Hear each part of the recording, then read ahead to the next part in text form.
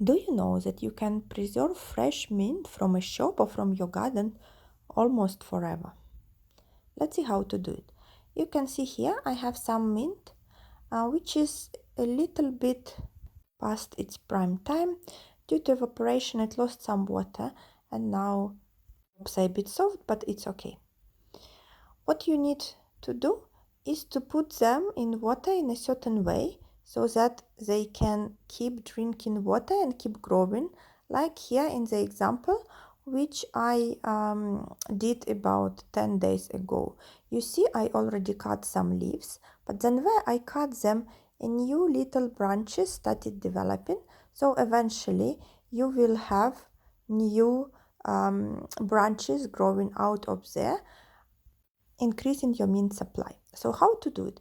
First of all, remove the leaves that will be at the bottom of the branch in water.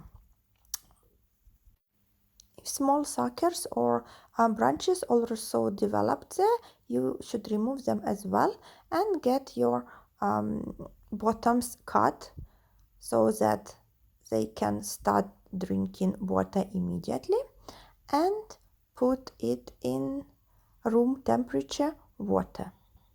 Mint will start drinking water. Just don't forget to change it about once every week.